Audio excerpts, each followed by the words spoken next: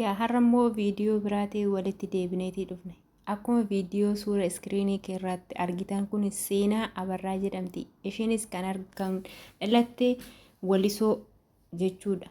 Ammaaf kan jiraattu Dubaay Imireet keessatti. Akkuma nama kamiyyuu dalagadheen of jijjiirees maatii koo jijjiira jettee biyyarraa baatee erga biyyarraa baatee waggaa fi ji'a 2 mana madaamii hojjette keessatti manni madaamin ishiin hojjette sun seeraan ala waan taateef gaafa ijji ishii dhukkubuu ishii argitu achirraan ofirraa baastee darbite alatti jechuudha. Egaa namni kamiyyuu gaafa biyyaa bahu kaayyoof karoora isaa beeka jechuudha. Kaayyoof karoora isaa immoo kan Waaqayyoon galmaan namaaf ga'u jira. Kan immoo kaayyoo kaayeffatanii manaa ba'an sana kan galmaan namaaf hin geenye ni jira. Hundumtuu galata Waaqayyoo jechuutu barbaachisaadha. Nagaallee sin yaadachuun daganne. Nagaaf jaalalli Waaqayyoo haalaaf bakka jirtanitti isiniif haa baay'atu. Maamiltoonni kabajamnoonni jaalatamnoonni maatii maskii fiqirii jira jirtuu nagaa keessanii ani nagaa koodha Waaqayyootti haa galatu. Egaa akkuma suura iskiriinii kanarratti argitanii obboleettiin keenya kun akkuma kiyyaaf kan keessan dalagachuuf biyyarraa baatee biyya ormaa keessatti egaa namoonni baay'een harka 100 keessaa parsantiin 25 yoo kaayyoo isaanii galmaan gahatan harki 75 immoo kan dhukkubsatanii kan lubbuun isaanii darbee wantoota garaagaraatu jira jechuudha biyya namaa kana keessatti. Akkuma kana gaa obboleettiin keenya kun dalagachuudhaaf erga biyyarraa kara Imireet Dubaay deemtee waggaaf ji'a ja'a kana keessatti madaamin ishii hiqaamaa waan hin hojjechiisneef akka seeraan alaatti wanta ilaallamtuuf ijji takkittiin jalqaba dhukkubsatteen gara mana yaalaa gaafa deemtu ijji ishee lamaanuu akka hin argine gaafa itti himamu madaamin waggaa fi ji'a ja'a bira hojjette sun manarraa baastee alatti ishii darbite jechuudha. Maaliif taanaan gaafa birrii hanga kana birrii biyya Dubaay 20,000 kan gaafatamte kana eenyumtuu kaffaluu hin danda'u. Osuma mana kontiraataa jiraanneyyuu madaamonni yookiin araboonni fayyaa keenya nu jaallatu malee gaafa waan tokko dhukkubsannee mataan nu dhukkube qarshii isaaniitti waan ta'eef eenyumti keenya ni beekna. Maal akka taanuu fi maal isaan fuulli isaan nu agarsiisan hundi keenyayyuu ni beekna wajjin jiraataa jirra waan ta'eef hundumtuu gaafuma fayyaa qabdu si jaallata jechuudha.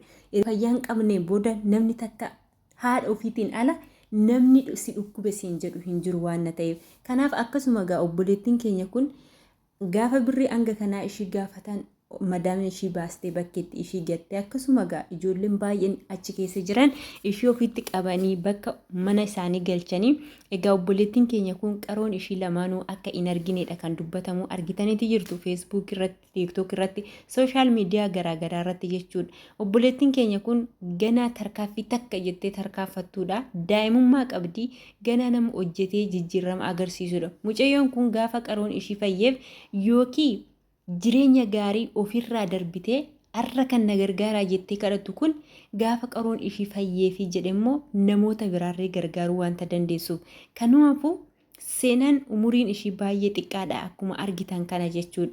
Maaliif qaroon ishii gaafa deebi'ee fi gaafa yaala gahaa argatte qaroon ishii gaafa deebi'uuf immoo namoota har'a ishii gargaaran kana deebisteerree ishii gargaaruu isaan gargaaruu dandeessi waan ta'eef wanta qabnu birrii 50 osoo hin jedhini walitti gurree fi obboleettii keenya kana yaalchifannu jenna. Namoonni baay'een kara biyya ishiitii agaltu jedha. Biyya keenyarraa yeroo yaala otoo yaalamteeyyuu biyya namaa kanatti yaala gaarii kan argattu jechuudha. Yeroo ammaa qaroo jechuun wanta guddaadha ijoollee. Qaroo yoo qabaannee gurraa yoo dhageenye qaroo yoo ija keenya yoo argine wantoota garaagaraa adda baafachuutii ni dandeenya jechuudha. Unkaan jireenya biyya namaa kanarra dhiisanii namni kamiyyuu egaa kaayyoo isaatiif galma biyyaa bahaa kaan isaanii kaayyoon isaanii galmaan gahataniitti gammadu gaafa kaan immoo kinoo isaan kun immoo warreen akkanaa immoo dhibeedhaan qabamaniitti kan kadhatan jechuudha. Har'aa akkuma kiyyaaf kan keessanii kaleessa yeroo fayyaa qabdu yeroo hojjettu namas gargaaruu dandeessi jechuudha. Kanaaf immoo mucayyoo kana bira dhaabbanne hundi keenyaa otoo waa takka hin tuffanne walitti qabnee fi qaroon ishii kun immoo akka deebi'uuf abdiif amantaa guddaatiin qaba jechuudha. Maaliif taanaan qaroon waan xiqqoo miti waan qoosaa miti qaroo jechuun jechuudha. Kanaaf obboleettii keenya kaaseenaa hundi keenyayyuu biyyoota garaagaraa maaliif hin taane amma dandeenye ishee bira dhaabbannee utoo ishee gargaarree wanta gaariidha jechuudha. Gaarii hojjechuun ati nama gargaaruun ofii keetiif otoo hin taane samii irratti wanta guddaadha jechuudha nama gargaaruu jechuun. Nama gargaaruuf har'a namni tokkos yoo dhufee si na gargaaraa jedhe borus namni tokko hecci gargaarsi natti baay'ate jechuu osoo hin taane maaliif birrii 5 hin taane nama sanaaf nuyi birrii 5 xiqqaa ta'uu danda'a garuu nama sanaaf bu'aa guddaa buusuu danda'a waan ta'eef quncee war gargaarteet arba hiiti waan jedhaniif akkasuma nutillee otoo tokkummaadhaan qabaannee amantaadhaan kutaadhaan waan hundaan otoo waliin qoodin otoo gaafa namni rakkate rakkoo sana keessaa isaan baasne borummeen namni sun deebi'ee immoo nama sana gargaaruutii danda'a. Har'a fayyaa qabaachuutii danda'a. Fayyaan qaba nama gargaaru maaliif nama gargaara jechuu miti boru waanan ta'u hin beeku.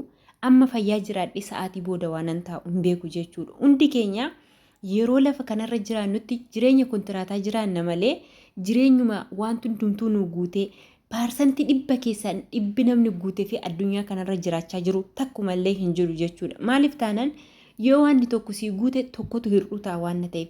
Kanaaf immoo seenaa hundi keenya otoo amantaadhaan hin taane otoo kutaadhaan hin taane hundi keenya namummaa namaatiin nama kan jaalannu namummaa namaatiin nama kan gargaaru namummaa namaatiin gargaarra malee akkasumaan miti jechuudha. Har'a mucayyoon kun fayyitee fayyaa guututti deebitee namoota hundaaf namoota baay'eedhaaf illee fakkeenya taatee akkuma keenya kana har'a yoo nuti gargaarre borurree deebistee nu gargaaru wanta dandeenyuuf waan qabdaniin bira dhaabbadhaan bifa obbolummaatiin isin gaafadha obboleewwan koo.